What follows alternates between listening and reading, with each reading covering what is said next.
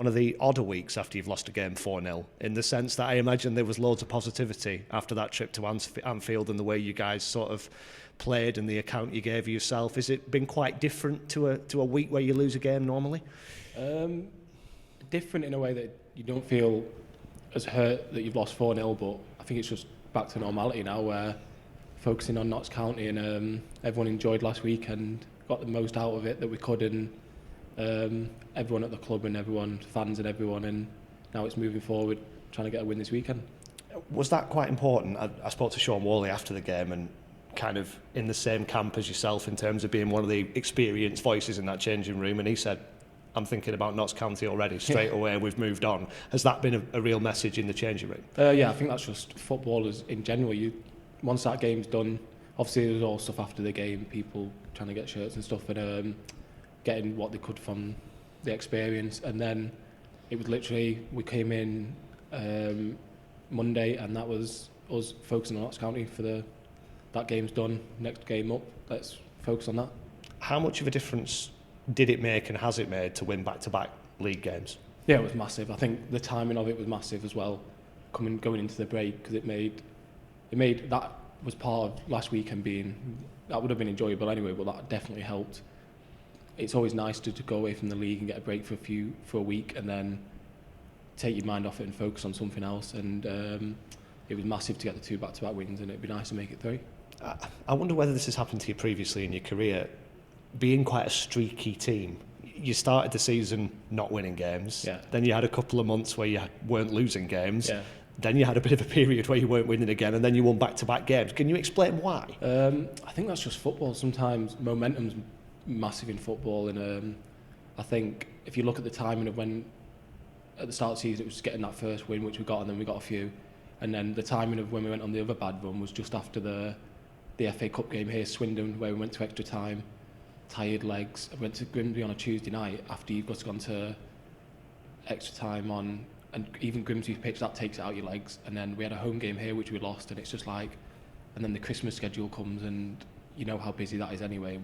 I think we went into that off the back of a small squad anyway, but feeling a bit leggy, and that affected us on the pitch, and then we just need to get that win again, and we got that win, and then hopefully now we can keep picking up wins. I spoke to a manager recently who said you can't give players excuses. If you tell a player he might be tired, he's probably going to feel tired. When you're winning, does it take away those things? Does it make it that you think less about how tired you are, for example? Yeah, winning, it papers over cracks, as you say. You could play really bad in one game and win 1-0, and you don't even watch that game back, whereas if you lose that game 1-0, you're watching it back again and thinking, well, this is what we could have done, this better, this is what we could have done. But that's just football, that's what comes with the game, and we go out there to win every game. You don't know how you're going to feel on the day, but we go out there wanting to feel 100%, and every one of us is going out to win the game. Defensively, which is obviously the area of the game that you're particularly concerned with, how much of an improvement has there been? Obviously that Grimsby game here was crazy and there were goals flying in all over the place. To go to Colchester, keep a clean sheet, I don't think they had a shot on target. I think you restricted them to that extent. Is that setting the blueprint for what you're going to need to do against a Notts County team who are in good form? Yeah, definitely. I think that's how we try and go into every game to try and stop them, and that'll be key this weekend because of the way they play. But they play very similar to Colchester in a way that they move at the back, and they just play a different formation up top. But I think we know what we're doing. We'll have a game plan, and we'll go out there and try and stop them getting shots on target.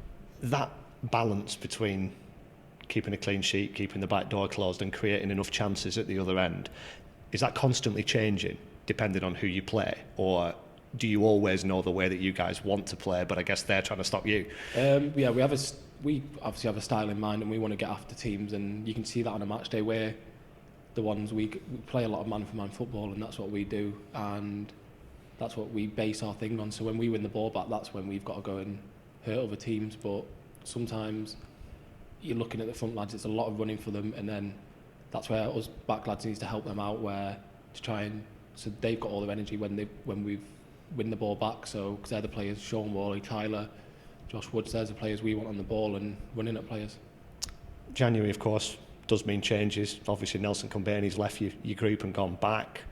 been a signing this week. Just specifically on Charlie Caton, does it make you feel slightly old that a young player from a previous club is one of your big January signings at a new club? He was a young lad at Shrewsbury, and he was the young lad who was like, he'd always train with us every day, and he was basically with us, you know, in the first team, but not in the first team. And it was like, he was like, I'm surprised he even left Shrewsbury, because he was like the next big thing to come through. And obviously you watch like people's careers when after you leave, and I was really surprised that he left, but obviously he's gone to Chester and done really well and banging in the goals. And he used to do it in training. Well, Sean will tell you, and hopefully he can come and do that here. And that's the wonderful thing about football, I suppose, isn't it? I heard him speaking, sat in here when he signed, and he said, I walked in and I knew Donald and I knew Sean Wall. You always know someone somewhere, don't you? Yeah, it's just football. You come across people all the time, and it just makes it easier to settle in, and me and Sean will help him try and settle in. And he's a good lad. He's a really good lad anyway, and you know what you're getting from him, work great, and hopefully goals as well, yeah. It's been the case, I think, for quite a long time that you have to be a certain kind of character, maybe to be a lower division footballer generally, but certainly at a smaller club like this. You were obviously new to it when you came in the summer and have settled in very quickly. Is it a bit of a sink or swim thing?